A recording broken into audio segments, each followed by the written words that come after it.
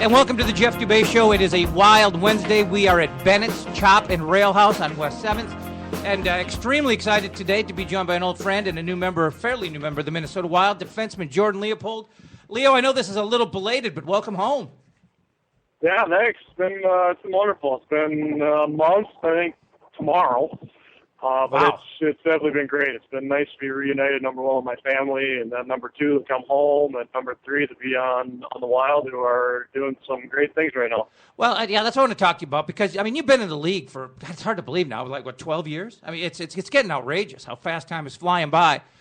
And I know as a pro athlete, you gotta stay in the moment. You can't be looking too far ahead. But, I mean, this is probably the best shot you've ever had at a cup, isn't it? It's up there. I mean, well, when I was in Calgary, I went to Stanley Cup Finals, Game 7. Oh, yeah, that's a pretty good chance. That's a pretty good shot. Can't get any closer than that. But in all honesty, I mean, this team's ranked number one in ESPN Power Rankings right now. Yeah, it's been 13 years going at it and trying to get a crack. You know, you get there. I went to the Stanley Cup Finals my second year, so you know, you get there, you're naive, you think you're going to be there every year, and I tell you the truth, I mean, it's been tough to get out of the second round, whatever team I've been on, and it is tough to get there. So, you know, I know everybody's excited, but there's a lot of work ahead, and there's a lot of luck involved, there's a lot of, you know, good bounces, whatever you may call it, but, you know, if there's any chance, this is a pretty good chance for us and a pretty good opportunity, but we're excited as well. Hey, Jordan, Scott Schweitz, with all the guys that are coming back, you know, and getting healthy, how's the dynamic going to be with, you know, taking guys in, plugging guys in, you know, with that? Do you think it's going to be pretty seamless of what you're seeing in practice, or is the logjam going to cause problems, or is it going to be a good thing? No, I think it's healthy competition if you look at it that way. You know, I'm in that mix. You know, if Prosser comes back from injury, I don't know what's going to happen.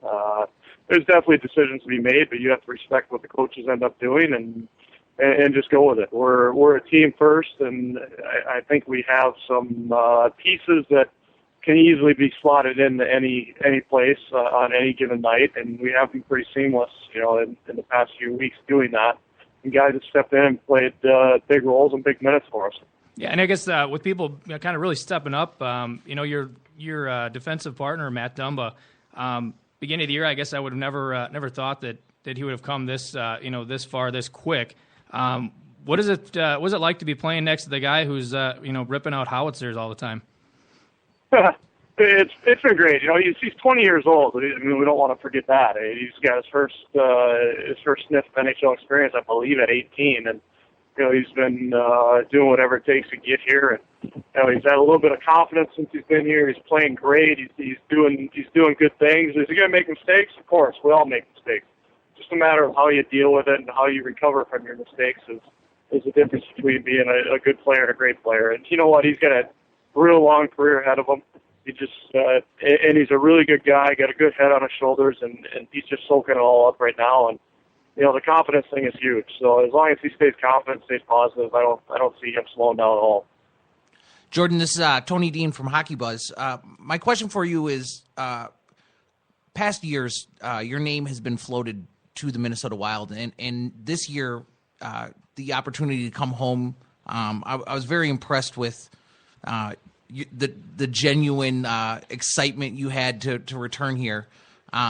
What has the Wild meant to you as a hometown team? I grew up with the North Stars. I think you did too, because we're in the same age area. What has the Wild meant to you as a hometown team? Yeah, and same scenario. I grew up with North Stars, all those greats, all the years. They left when I was 11 or 12. And it was kind of a thorn at the time to actually the whole community. And then the Wild came in when I was in college and kind of resurrected the NHL thing here in town. And ever since the Wild have been here, I've always followed them. I mean, I'm a hometown guy. I've always been there. I've always dreamed to play at home. But you know, I went to the University of Minnesota, a flagship program here in the state, and my whole goal in life was to play for the Gophers. Since the North Stars weren't here, it was okay. I want to do the next best thing, which is play for the Gophers. I accomplished that, and then since the Wild came back, I always wanted to play here. It just hasn't worked out, either through free agency or through trades, whatever it may be, or you know, I just wasn't the piece that they were looking for, and it happened to be at the end of my career where it's kind of bittersweet. I get to come home and potentially most likely end my career here. And it's been great. I mean, I'm so humbled. I'm so appreciative just to get the opportunity to play at home. But I'm excited. I want to be here more than anywhere else, and I think it's perfect timing with my kids, the age they are, and where I am in my career. I think I appreciate it, and they're genuinely way more excited than I would be if I was a younger player in the NHL. My follow-up question, I think we tend to be, especially, myself being in internet media, internet writer, blogger, whatever, people want to call it. I think we tend to be in a bit of a bubble here with regard to how we view the Minnesota Wild. So when Zach Parise and Ryan Suter signed here, I think a lot of people viewed it as buying a championship. But I really felt like it was changing the brand of hockey here, and it would really make this a place where especially Minnesota players born and bred would want to return and be a part of something special. Is that kind of the indication you got as a player? I'm really interested to kind of see how you viewed it.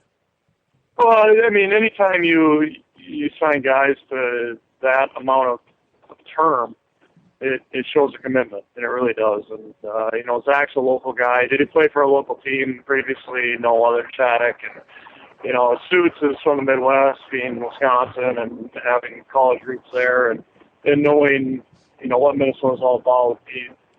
I don't think those two hesitated at all. I mean, this is somewhat of a dream scenario for most players that are from this area and region to play here. And, if you're given the opportunity, you most likely don't pass up on it unless it's not a fit. So for them, it sends a clear message across the board that, the team is here to win and, is definitely trying to make an impact, number one, throughout our community, but number two, trying to win a championship. And Leo, it's very hard to do. I'm sorry. You can't say you win championships by buying them, no, but getting top name players definitely helps. And Leo, you mentioned the Wild coming into the league when you were in college, and you think back to how they were running things. They had Lemaire, they had Riseborough, they had a very Canadian flair, a very Canadian feel. They were not at all about the American college hockey player. I know they went out and signed Aronson to be their first player, but that was just it was just a little joke. I was just throwing a bone to the fans. But for 10 years, they basically steered pretty clear of American college players. And you look at the team right now, really recognizable to fans. A bunch of Gophers, it's got a WCHA feel to it, a WCHA flair to it. And I gotta believe there's a real chemistry there because you guys really do all hang and skate in the summer, don't you?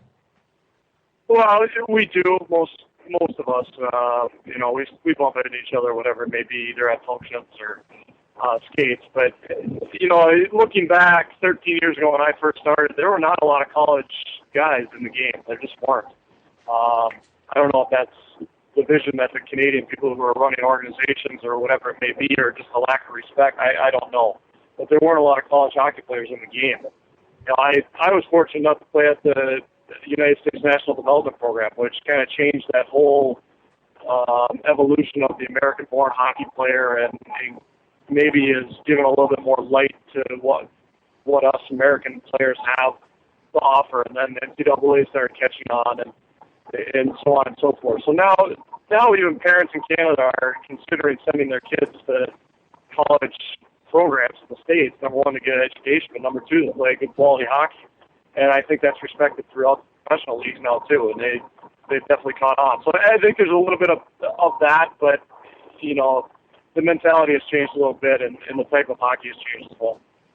Jordan, this is Scott again on the topic of college hockey. I actually was a classmate of Matt Kowalski at Hill Murray, and I remember when Matty left Hill Murray, played for the Vulcans, and then eventually made his way to the Gophers. I still kept in contact with him, and I remember the Polish taco nights. Do you still keep in contact with Matty and grab some tacos with him once in a while? Yeah, we do. Yeah, us guys who won that national championship in 2002 are still, pretty close, especially the older guys.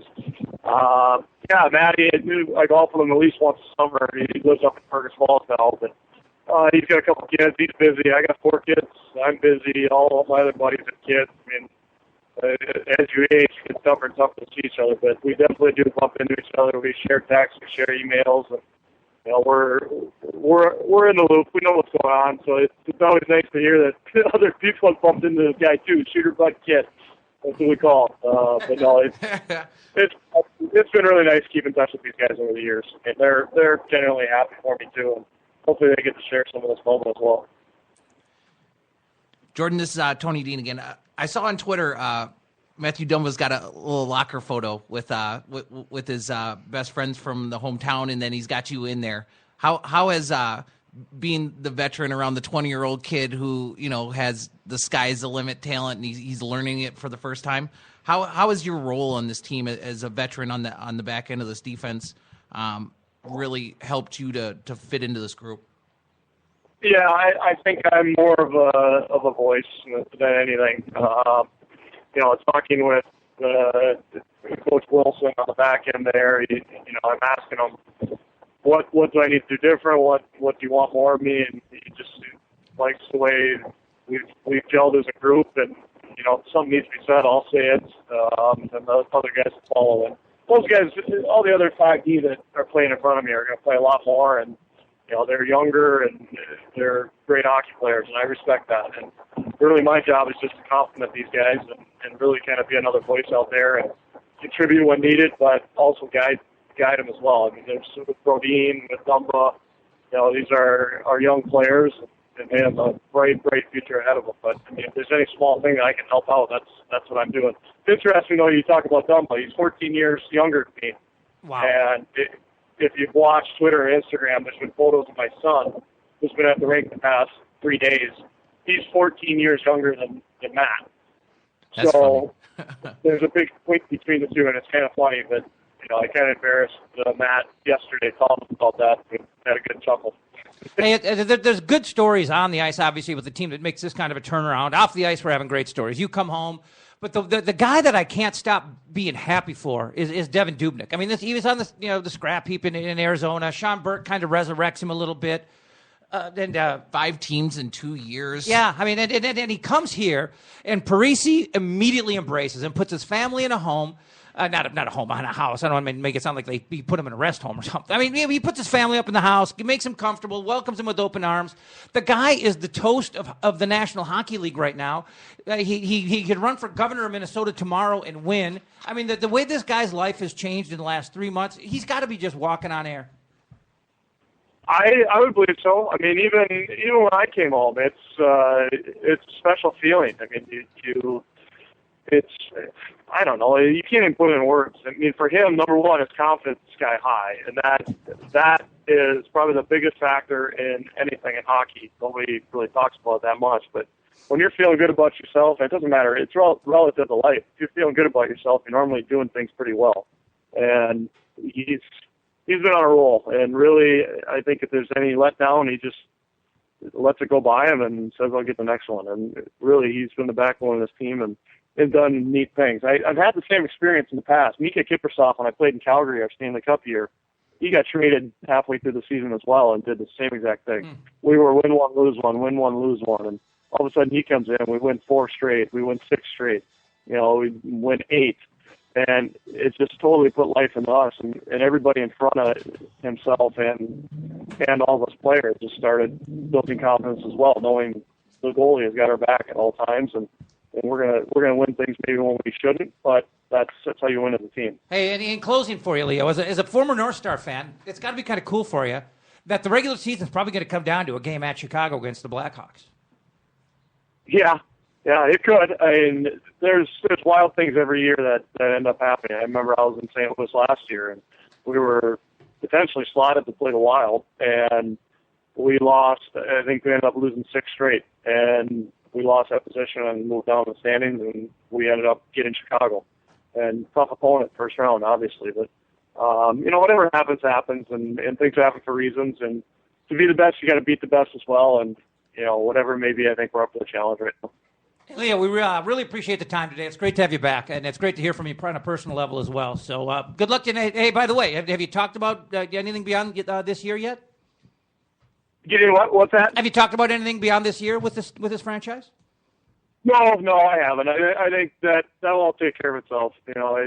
Number one, I'm home, and I'm here to do a job, and I found out throughout my career those things take care of themselves too, and we'll see at the end of the season. But right now we're focused on winning hockey games and putting ourselves in a good position, and then going from there. But we'll see. I mean, of course, I'd like to be back, but that's I don't hold all the answers for that as well. All right, thanks, Leo. Jordan, all right. Thanks for coming on the show. We definitely appreciate it, and we're always rooting for you. I think it was genuinely impressive how you responded to coming home here, and I know the hockey community here is behind you. No, it's been great, and thank you to all those people too that have been supporting us, myself, and I know a lot of people got touched by my daughter's letter, which was completely coincidence, but it was pretty neat. We got a good story out of a day that sometimes just uproots guys and kind of miss that family aspect. So it was a good day all the way around. That's awesome. Well, welcome home, Leo. Have a good run here. We hope it's a long one. Okay, appreciate it, guys. We'll be in touch. Thank you. Later, buddy. That is Jordan Leopold, Minnesota Wild defenseman from Robbinsdale Armstrong High School and the U.S. National Development Team, and, of course, the Minnesota Golden Gophers national champions 2002. Suck it, everybody. North Dakota, Wisconsin, St. Cloud, you know who I'm talking to. Now, I just got to get a shot in when I can. It is a Wild Wednesday. It's the Jeff Dubay Show. We are at Bennett's Chop and Rail House on West 7th. Jason McGovern, Tony Dean, Scott Schweitz, and yours truly. You guys put your phones down and take part in the radio show. Look at these two. Yeah. What are they doing? Get it together, guys. Come on. I was taking selfies. Turn them down. I was taking selfies and posting them on Instagram. You're so vain. I think that song is about you. It's not about Warren Beatty. It's about you. That's how the internet works now. Ballad of Billy John. Jesus Christ. Any final thoughts on Leopold, the interview, the edition? Anybody before we move on to other topics? I really thought it was very fortunate to have him on the show. I think it really shows that the Wild Wednesday show is building momentum. I know, obviously, he's here because of the relationship that you have with him, Jeff. And I think what was smart about it was that this is a guy that gets to finish his career on a Minnesota Wild team that has a very good chance at making a strong run. And then it speaks to the community and the brand of hockey that is the Minnesota Wild. When we talked about growing up with the Minnesota North Stars, I remember being in Met Center. And then this team and this group right here is the first one for me to connect with and really feel like something special is going on here. Mm-hmm. And it really, not to take anything away from, the team that made the Western Conference Finals, but that was kind of, it was a Canadian Jacques Lemaire Risebrow team, and I just didn't feel like it connected to the market. Let me ask you. Well, you know what? Let's take our first break. We're a little late already, so let's take our first break and come back and get into some other topics, including whether or not we really do we want to see Matt Cook return to the lineup. We'll talk about it next. The term foodie can sometimes come across as a tickle pretentious. BT and Lydia are here to demystify the term and reclaim it for the sake of good food. Their weekly podcast brings in fellow foodies and culture creators from the Twin Cities to talk about all things food. Find this duo only on the Alive and Social Network. Join longtime radio personality and producer Kelly Guest and friend, CEO of Fantasy Gifts, Colleen Bertino, as they talk about all things sex, men, women. Lend them your ears and learn everything you wanted to know about sex and intimacy. Only here on the Alive and Social Network.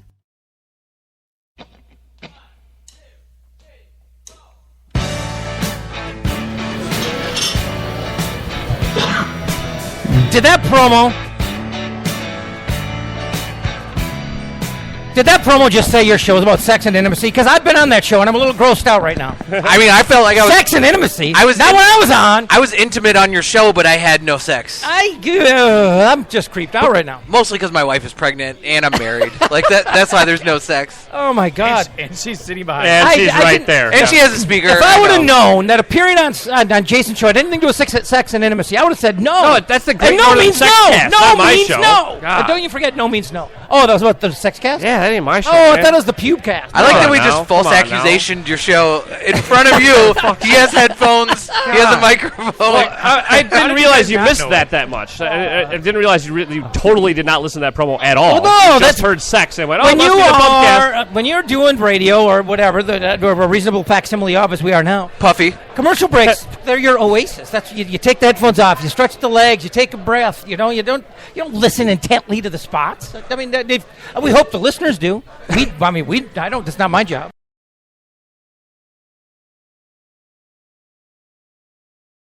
Yeah, you got to take your breathers when you can get them. But we're back. It's a Wild Wednesday. It's the Jeff Dubay Show. We are at Bennett's Chop and Rail House, West 7th. Just I went off the charts today, guys. I mean, it's on the menu, and it's something that's come recommended. But I'm going chicken pot pie tonight. I mean, I've come in here and eaten some serious slabs of meat, but I went chicken pot pie today. I had it a couple weeks ago. It was damn good, as per recommendation of Jason. And I had the chicken Kiev tonight, which was also awesome. I love never chicken had that. Kiev. It was so good. And I went with the sirloin because there's nothing better, and that's why you come to Bennett's is to get a steak that's reasonable. Right. I mean, amazing. I'd say best steakhouse on West 7th, and I love Mancini, so too. I mean, I think they're all friends. Everybody, they work together. Sure. Area, don't they? I mean, I didn't mean to rip. I'm not ripping Bennett's. Bennett's is right there too. And I'm not going to rip Mancini's, but I'm not going there for a steak. I'm coming to Bennett's. I haven't eaten Mancini's for years, but I'd hands down eat a steak here over Mancini's. Well, again, I don't. Shots fired. I believe I'm being misunderstood here. Shots fired. Nothing's better than Bennett's, but I mean, I'm not saying. I'm just going to stop right now. Puffy. I mean, seriously, I love this place, and I have eaten. I've put away some serious cow inside of these four walls. I mean, and I'm not even close to being done. And I got you to try sriracha mayo today. Yeah, I feel a little weird about it, but that's all right. Just as long as but don't get on me for blowing up the bathroom post show either. I mean, you can't have it both ways. Well, it is what it is. But looking at the Pioneer Press right now. We're talking about Matt Cook. He's optimistic. He can be back in the lineup for the end of the regular season. He's returned to practice. He looks healthy.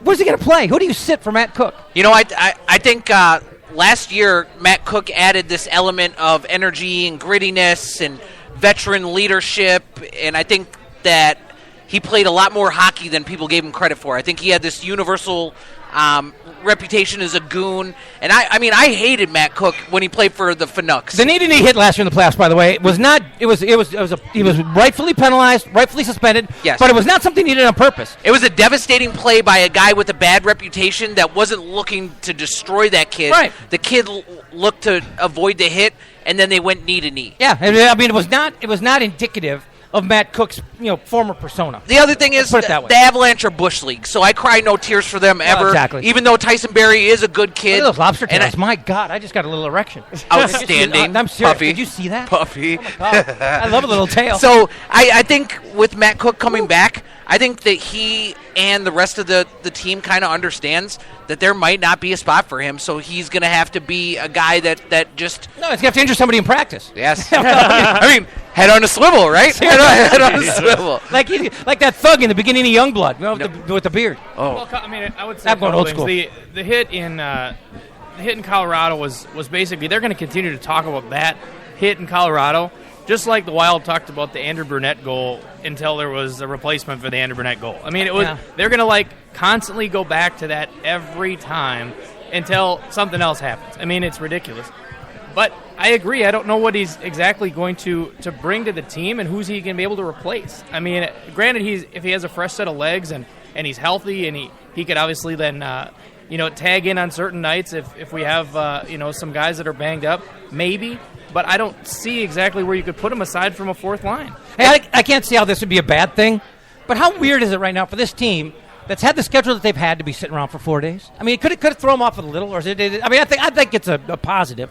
Get your legs back and things like that. But it's a little bit of a change in routine. A 4-day break they're in right now. I think after having a breakneck schedule for a month and a half. The timing of this is actually, I think, pretty good just on the human side of it because. Yep. My kid's here with me. I brought her to the Live and Social Network studios today because she's on spring break. I think a lot of the Wild children are on spring break, so they got to go out there and skate. You got 23 guys all at the skate today. It felt like it was. Not only did it feel like it was a training camp atmosphere, according to Russo, a Live and Social Network contributor, but also what it felt like is the sense of community for this team right before the playoffs is just getting built. And I think that you always aspire to peak at the right time, to have everything come together, have everybody be on the same page. And I think beyond just the hockey here, having the new additions, Chris Stewart, Bergenheim, Devin Dubnyk, Jordan Leopold, having them come in here, have a chance to bring their family around the organization, have everybody get a chance to have a couple days off before this final push during the regular season and you start a playoff series, perfect timing, in my opinion. Well, I would say exactly that. I mean, it not to rip off a line from the movie Miracle, but I mean, when they're standing outside the bus and they're trying to bring the new kid from the U on there, and he says, "We're a family." I mean, if you can basically like play as a cohesive unit, I mean, you're going to play much stronger than another team that has, division. I mean, who knows what a team like Winnipeg is going to be like after the sentencing comes down for Byfuglien's just egregious cross-check to the back of the neck. I mean, he'll probably get 4 games. I mean, he can get a maximum of 5 because it's a phone hearing, not in person. It's his first suspension, though, right?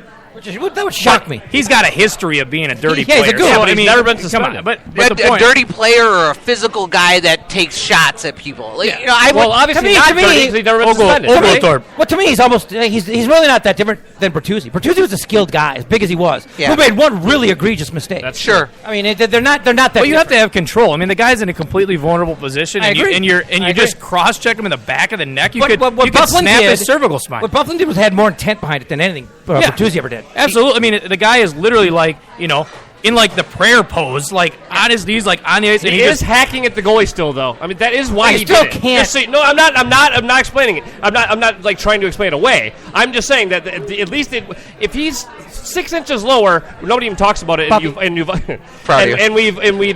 never even makes the news. He just happened to make such a perfect cross check on his back of his neck. But anywhere else, you could have crossed it. You could have crossed him in the helmet. You could have crossed him in the shoulders. But I mean, right on the bare neck. You know what's so weird? You know what's so weird? It's an indefensible play after the fact, but I'm completely with Jason here that you have a guy, you want him to protect your goalie, you want him to clear the net, you want him to play aggressive. Otherwise, you end up female dogging like Wild fans do about the soft finesse defensemen that you have that don't clear the net. I mean, but he took it to a next level. I'm saying, avoid saying the word bitching. Oh, yeah. Well, I'm saying I got the mini behind me. You know what I mean? I'm not trying to teach her. I mean, she learns. We got like the potty mouth twins across from us over here. Yeah, but then I can feel better about them doing it, right? So then I can label McGovern and Buffy as the bad guy. We're what not to do. Yes, it's commendable. Hey, let's look at the week that was. There was only 2 games played. As a matter of fact, I'm going to jump ahead to the most recent game played, or jump back, I guess. Saturday, they played the Kings. The Wild were on a back-to-back, and the Kings were on an every other day run. But that didn't really bother me too much because we weren't traveling, and the Kings were at the end of a road swing. I mean, they were out in New York City, then they were out on the island. I think there was somebody even before that. This was like the 3rd or 4th game on a road swing. They were playing every other day, but nonetheless, it was the end of a road swing. Even though we were on back-to-back, we were at home. I didn't think it was going to be a big factor. LA should have won that game. That second period, they took it at them. And then Dubnyk, again, was the savior. And there's the precedence, too, though. With this LA team, the Wild previously hasn't matched up well against them. That Kopitar, right. Kopitar scores on us, Toffoli scores on us, Carter scores on us.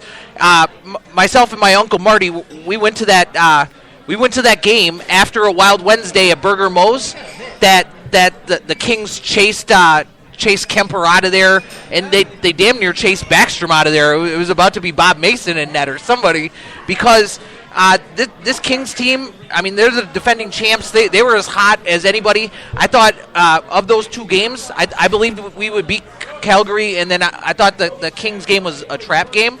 And this team went out there and they got it done against both of them. I mean, credit to them. Well, and the goals were pretty. They weren't garbage goals. And you're right. The second period was a little bit of they took their foot off the gas, and it did come after a goaltending change. And weird things happen after goaltending change. And they do. It was basically they come back out and they pulled quick, and I think that was for purpose to basically get some rally behind the team. And also because he's been playing a lot. Yeah, maybe so. But so they do have a little bit of spark, and then we weathered the storm, came back into the third, and then 2 other pretty goals. I mean, it was that Nino goal was pretty. The Koivu goal was on the back end was sick. I mean, they're scoring really nice goals, and they're coming from that line. They're coming from the Stewart Koivu Nino line. And how about Koivu just like silencing the haters this year? I mean, and I'm one of them. And as am I, right? Yeah. Like I was in the camp that this guy gets a lot more credit for doing a lot less, and he's not like a franchise guy. But this season, not only have I come around on his ability to affect the game defensively, but I've also come around on the fact that maybe he's not going to be a guy that's going to be a top-end point producer, but he has played really, really well. And I wanted to attribute it initially to Jason Zucker just because I'm a Jason Zucker guy. Right. And now, he's playing with Nino and he's playing with Chris Stewart, who are two guys that I like too. But what I've realized, and it took me a while, credit to the Hockey Wilderness guys for savaging me on Twitter for not being a Koivu guy, is that you need, in the Western Conference, a guy with Mikko's size to match up against these Western Conference teams, and his lines all season have continued to produce. And so you lose Zucker when he was going so good. You plug in Nino there, and they've been really, really good. Well, the Mikko haters haven't been shut up because Mikko is so good this year, though, either. It's also because he has a bunch of talent around him, which I think we've always said he's just not a top-end guy. He's not a standalone. Put top-end guys not a around standalone him, guy. and all of a sudden they're good. Yeah. But again, Wes Walls said he's a good pivot, but you can't take away from the fact that his face-off win percentage, especially when it's clutch, is really irreplaceable. Right. And when you have Granlund, who's just glaringly awful in the circle. He wins like 40% of his face-offs. That many? You can't have... Or I should say he wins 40% of his face-offs. Well, it's because he's dainty. Being honest about it, he needs to get in the gym with Martin St. Louis and work out and create a base for himself, because he gets knocked off the puck. He gets knocked off his skates with a brief gust of wind. Well, and Wes Wallace made the point after the Kings game I still think that everybody overlooks or undervalues, and he's dead right. Koivu plays against every team's top guy every shift. Yes. He does. And they hate him. Yeah, and they hate him. And he's going to spend some time in his own zone. It is what it is. So people who want 30 goals, just realize he's giving you things that are immeasurable in other areas. And the biggest reason that the Wild advanced as far as they did last year was because they were able to shut down top guys. Now, it wasn't always Koivu. Haula had a huge series against McKinnon. But, the top guys for Colorado, at least in this building here at the X, they were erased. Absolutely erased. Well, and maybe last change might have had something to do with it. I would say even a bigger thing than the goals they scored were the goals that they didn't let be scored. That was the bigger thing, that they didn't let that top line for LA score, but they also contributed. That's a big compliment to a team to shut down the Anze Kopitars and the Gabricks and those type of players, as opposed to just contributing on the score sheet. I think a lot of the casual fan base or the people that go to Wild games as an event, they're probably just not going to realize that we have three guys that are at the core of our leadership, and even four. I'll include Pominville in there. Pominville, Parise, Suter, and Koivu. These are fundamentals, foundation hockey guys. They're not great speed guys like Gaborik who can just use that speed to be completely dominant, get the open ice. And I think the foundation of what they built with this hockey team, when you add the young kids in here, when you go four lines deep, when you have as impressive top six defenders as you do here, and then you add a guy like Dubnyk who is getting all of the opportunity to prove that he's a number one netminder and he's making the most of it. I think that's why every team in the NHL, especially in the Western Conference right now, has to be hoping that the other teams draw the Minnesota Wild in the first round. Where do you think they'll wind up? If you look at the schedule that's laying out there in front of them: Rangers, Detroit, Winnipeg at home, and then on the road, Chicago, Nashville, St. Louis. And those games are going to matter to Nashville and St. Louis. I don't think you could even base it off who we play. It's completely a logjam in the standings with one team wins, one team loses, and you could have a completely different top three. It could change that dramatically and drastically, and even more so, it could change that our division is the one with the number one overall in the West versus the Pacific. Let me say this. This had to drive you nuts. Just mentioning Nashville and St. Louis in the same sentence just brought to mind that Vancouver just went and beat them both on the road. That had to really piss you off. It did, and for multiple reasons. But they could still short. You got to give a little respect. Vancouver's showing something. They are. More than they should. Vancouver can. I hate them. Suck it. I hate them, but they've overachieved. They can suck. Do you not think they've overachieved? I think especially down the stretch. I'm just waiting. I think they've responded to Calgary. We're biased here. Obviously, you know what they've done? They responded to Calgary. We're biased here. That impresses me. We're biased here. I'll always undervalue the Sedin Twins. I'll always hate. I gotta give them the Burrows. props. I'll give them the props. I didn't want Ryan Miller here. I didn't think. I thought that was a bad move for the Wild. Then they end up with Ryan Miller. So I'm always going to be on the opposing end of the Vancouver spectrum.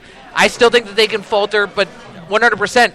I'm going to have to eat some words if they make the playoffs.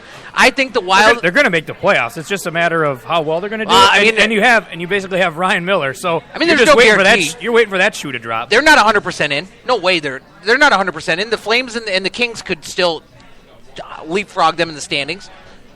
I'll dial it up. Here we go. I'm dialing it up. I would say safe that they're going to make the playoffs, and it's going to be a battle between Winnipeg, LA. What are that? 97, Winnipeg, 97 LA, and Calgary for the other spot.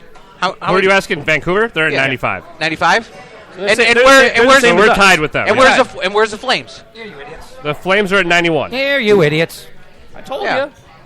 It's not over. Well, somebody talk. They didn't. I'm saying they didn't make the playoffs yet. I mean, that only shows me the wild card. Don't call me an idiot. Here, you want this? You can hold it if you want. I'm saying, ultimately, right? We're passing my laptop around here. Ultimately, so somebody can see the standings. Your point is great. They went on the road. They beat teams they had to beat. But boy, Nashville. Who doesn't want Nashville? There are 4 teams at the bottom of the playoff picture right now that are just licking their chops, saying, "Give me Nashville." I mean, seriously, They are the wounded animal. Yes. They're 2 wins away from knocking them out of the playoffs. You guys let me know when you're done. I know. Well, you have to. You want us to be into it? We can be into it. I'm just saying. Yes. I did hear Lou Nanny though say yesterday. 2 points for a win. They'd be tied with them. I'm just considering wait. Yeah, you guys. When you're done, both wild cards. Ultimately, both wild cards are coming out of the West. You know when it's both Shark wild Week? cards are coming out of the West. You know, out of the Central Division in the West. You know when it's like Shark Week, and they're showing a video like where there's this fish that's kind of flopping around, and then it just starts a frenzy. That fish is Nashville. I mean, it is absolutely Nashville. Yeah. Right at this point, I would take Nashville. I would take the Blues because clearly we've showed in 2 games, both home and away, that we can beat them and beat them just really dominantly if we wanted to. So now, granted, they have size. Yeah, that's as does Anaheim. But see, to me, both Anaheim and St. Louis are built for the playoffs. They both give me some apprehension. Here's the thing, though. It's psychological. Like you can't undermine like the psychosis of going in against another team.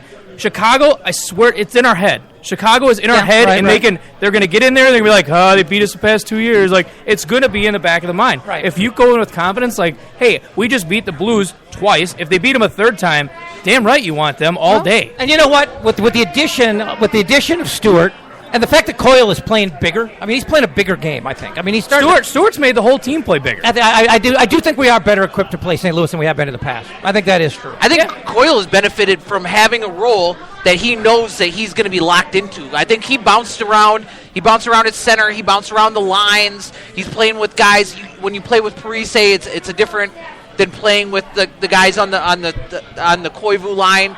You know, I think being the third line center, being in a consistent role, has really benefited him and helped him to learn what his obligation is, both in the defensive end, but then also how he can help the other players, how he can make the pass, how he can facilitate. So I think that's been good. I'm looking at it like the Wild will probably finish 3rd in the Central Division, and then we'll get the number 2 team, whether that's Nashville or the Blues.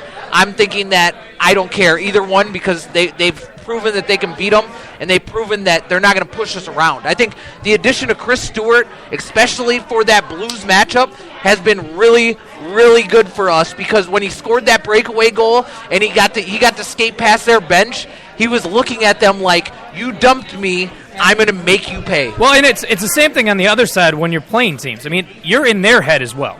I mean, it's not just the fact that we're worried about how we match up against somebody. Like, we said it before, nobody wants to play us. And that's in their head. I mean, it goes into the psychology behind sports. Is when you go in thinking that we got to play the Wild. I mean, right there, you immediately think that you are going to be the underdog going into this fight. And as we go to break, just want to say it right now, Thomas Vanek's 20-goal season streak continues, so suck it, everybody. Number 2 goal scorer on the Wild, 20 goals, 30 assists.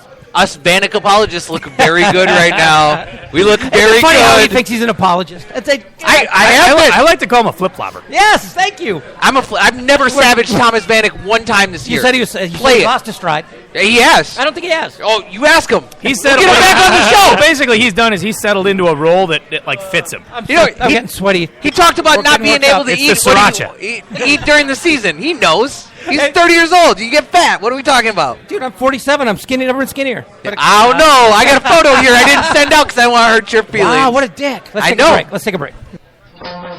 What are you drinking tonight, Jason? The Minnesota Pubcast with Jason and Molly. I'm drinking the Liftbridge Hop Dish. It's Pub Talk from a Minnesotan perspective. I'm always really proud of where I'm from. I'm super proud of Minnesota, and I think Minneapolis is awesome. I think St. Paul is awesome. I think they're a really awesome cultural epicenter. With great local guests. So the other voice you hear in the room today is Jerry Fagerberg from the City Pages. Talk about the official Minnesota Tall Boy, which your piece is on the cover of the City Pages today. It is on the cover, came out today. Talking movies. All right, you saw Boyhood. I need to hear what you thought. Oh, man. Wow. Sports. A guy who was undrafted knew what was coming. And everything else you talk about at the pub. Let's not pretend like we know what we're talking about. Well, what do you think I do every show? The Minnesota Pubcast with Jason McGovern and Molly Burke. Listen at mnpubcast.com or subscribe on iTunes. We want to just find meaning in life. With Suhan Unfiltered, sports columnist for the Minneapolis Star-Tribune, Jim Suhan presents in-depth conversations with the best writers and sports personalities in the area. Suhan brings professional journalism flavor without the verbal censoring. Find out what unfiltered really means. Only on the Alive and Social Network. SuhanUnfiltered.com.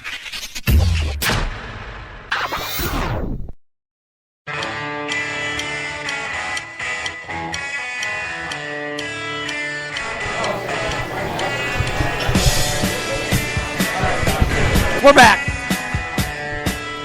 Back at Bennett's Chop and Rail House, West 7th. Wild Wednesday, Jeff Dubay Show. Tony Dean, Scott Schweitz, Jeff Dubay, Jason McGovern. About 15 minutes, 20 to the top before we are done here. Guys, looking at some numbers, looking at how some things break down. I tell you what, if players didn't wear numbers and they all looked the same and you didn't know who was who, I'd start having a hard time. Hey, in all honesty, picking out Ryan Suter is spectacular, but here he is at the end of the season, logging a ton of minutes. He's leading the defensive core in points. He's like the 6th or 7th leading scorer on the team. I mean, talk about somebody who is subtly great. You know what I'm saying? He's not flashy great. He's subtly great, and it's almost hard to see it at some time. But that's why they say that he's great, is because you don't notice him. Like he does everything, and he can play so many minutes because he's not scurrying towards this puck or being out of position and kind of overexerting himself to try to make a play. Right. He just does it calmly and does it consistently, and he's good with breakouts, and that's why he's getting the points. Well, and you know what he is? To me, he's the absolute opposite. And this is not, I'm not going out of my way to take a shot at a North Dakota player here, but just something I had always noticed. And he was a wild farmhand. He is the dead opposite of Shea Genoway. That's a kid who had the heartbeat of a hummingbird. I mean, he was hyper, and he was just all over the ice, always looking like he was doing more than he was, and vastly overrated. I mean, seriously, he was all flash, and he was all over the ice, and you couldn't help but notice him. But at the end of the day, he didn't get that much time. Well, what you learn early on in hockey is you will never be able to outskate a pass. Right. So if you try to go to the puck and they pass it, you're out of position. So by playing calmly and playing conservatively with your positioning, that's how you play well. You're not going to commit to a certain player and play body on body. You're going to play puck basically zone possession and that sort of thing. So that's how he does well. I mean, he cuts off lanes, he defends well, and he's very calm with his skates. So he can keep a lot of gas in the tank, and his minutes have gone down. I mean, with the trust going across the 3 lines and the 6D, he doesn't have to play 30-plus minutes a night, so he plays better than he would otherwise. Beyond the numbers and the performance, because I completely agree. He's a guy that ends up with stats that you watch the game, you're like, how did this even happen? Well, you're mad because his shot isn't hard enough, or he doesn't knock a guy down or punch a guy. He's not Shea Weber, right? Shea Weber is the guy that gets all the national attention. He does the things. He has the hard shot. But what you realize is Ryan Suter is teaching all these young kids, Brodeen, Spurgeon, Scandella, Dumba, Folan. He's teaching these kids by seeing what he does on the ice to stay in position, to close out, to force the guy with the puck outside to limit the opportunities. And I think that his impact on this defensive core has turned it into a top 5 unit in general. And I think that he limits opponents because he doesn't give you the room to operate, so that you have to just make miracles happen. And Jeff, you said it early on in one of the Wild Wednesday podcasts that you were more excited about Ryan Suter as opposed to Zach Parise. Yeah, because the defenseman controls the game. And so what you get with each one, I mean, Zach Parise is a, I mean, you get what he is. I mean, he's a I'm going to give you everything I have, a heart first guy, a team first guy. I mean, everything about him. Love him. You see more of that, and so I think he gets more accolades and more praise. Mm-hmm. But it's absolutely right with Ryan Suter on the back end, and we've probably bashed him a little bit for playing too much. But until that other players could play more and his minutes were reduced, that's when he really shines, is when he can play the right zone of minutes, where that high 20s is where his sweet spot is. Yep. You start overexerting yourself, and that's when you start becoming, ineffective. How great would it be to get Nashville in the first round and have him score a big goal to win the series and destroy them on their ice? That'd be unbelievable. They would boo him.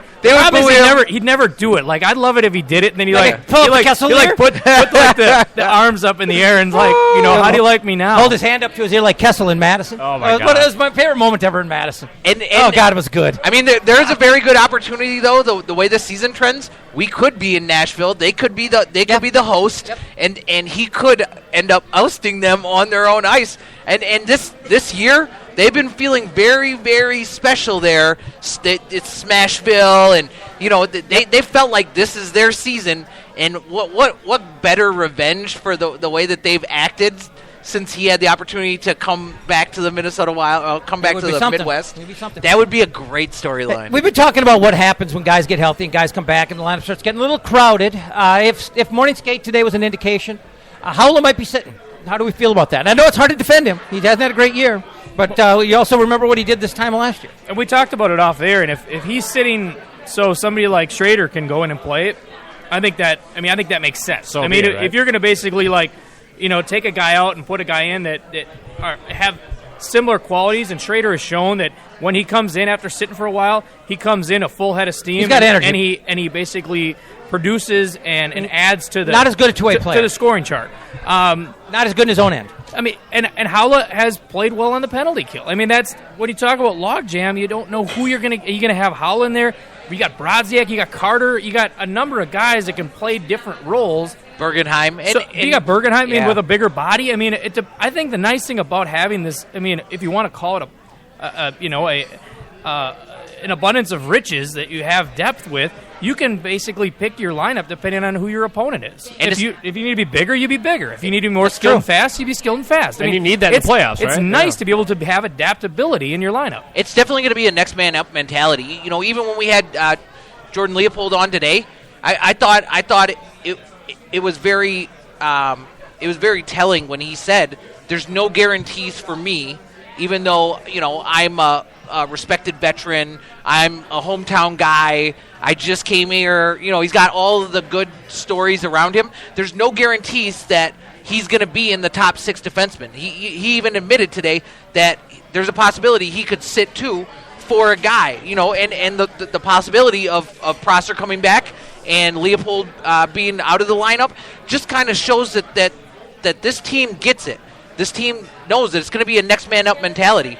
I think previously, we would have thought that Fontaine would be eligible to maybe come out of the lineup. And the way that he's played with Coyle and with Vanek, I think that he's cemented. I think that top 9 is cemented. So now you're looking at, if you take Howla out of the lineup, which it looks like it'll happen tomorrow, and then he'll be back Saturday, you're going to want Jordan Schrader for the speed. You're going to want to make sure that you're not losing that element, and it's going to be a lot of matchup and who's who. If you get St. Louis in the first round, maybe you go bigger with Bergenheim and Carter with Brodziak and use that line to beat up on Reeves and their bottom guys. Well, I said it's a great problem to have, if you want to even call it a problem, is you have the ability to do that. And even Folan. I mean, Folan, we had a time off.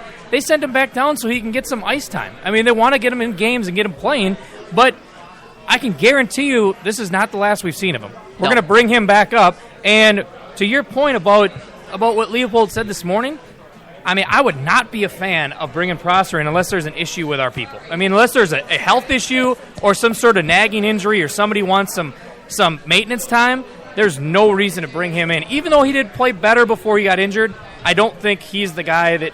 But it's Yo knows best. I was waiting for it. It's Yo knows best, and you know, and the reason I say it's Yo knows best, you can't say Yo knows best anymore, man. It's his narrative. Shit, the team is the best in the NHL.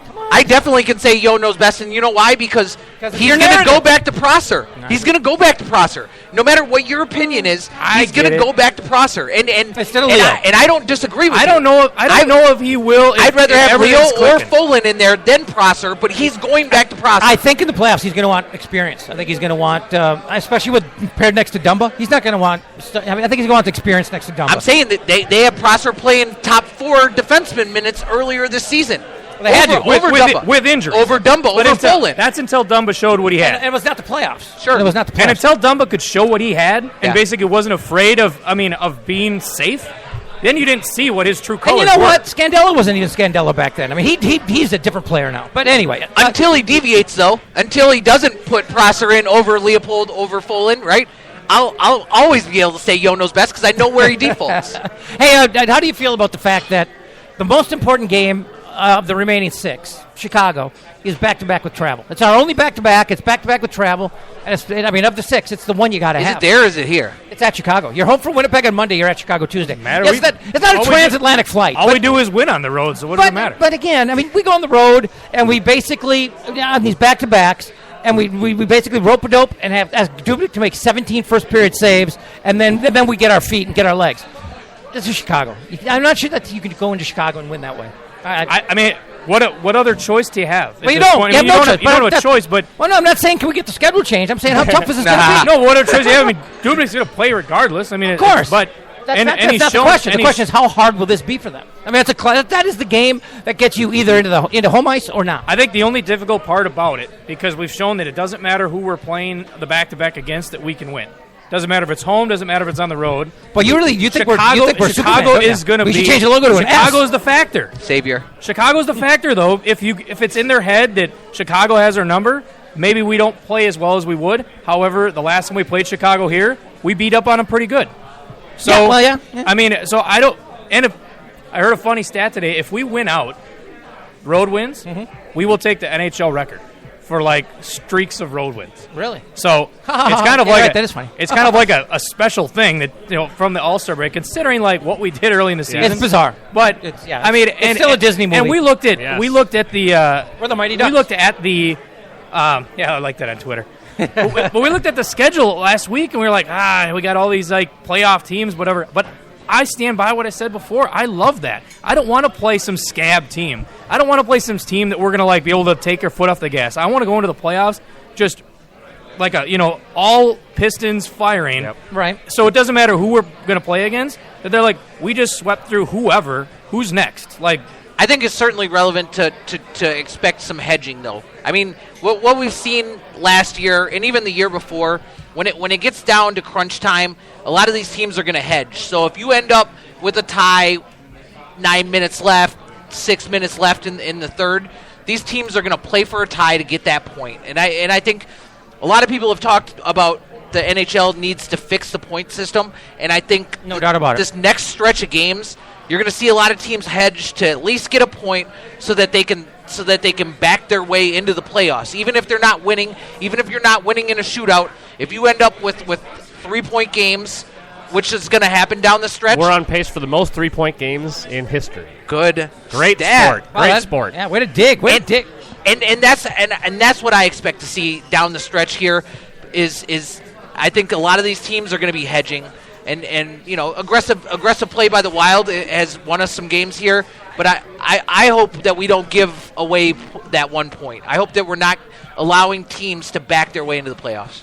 Yeah, well, I don't know if that's. Yeah, you can some conference I don't know if teams that's the way we're playing though. Like I don't know if we'd ever want to be able to do that. I mean, want to. I think it doesn't matter, though. If a team holds the puck on you, if they're killing the clock on you, I mean, Nashville used to be, with Barry Trotz, they used to be the master of getting up a goal and then playing that trap system and just strangling the life out of you, never letting you get into the zone. I get it. But that's where that line versatility or the lineup versatility comes into play. Then you get the speed in there, right. And then you get a turnover, and you get. And Minnesota's skilled enough now to stop that. But it's hard to play puck possession against us. Yeah. I mean, it is. That's what I'm saying. I was going to say, they can try it, but all it takes is one bad pass against somebody like a Schrader, a Howla, a Zucker if he comes back. Anybody. 2-on-1. And it doesn't matter if you're on the power play, on the penalty kill. I mean, sure. They can burn you. And I don't think any other teams know that now. I don't disagree with that, but Chicago's a good puck possession team. Anaheim can hold on to the puck. The Blues have puck handlers. They got Shattenkirk back. I mean, they're getting healthy at the right time too,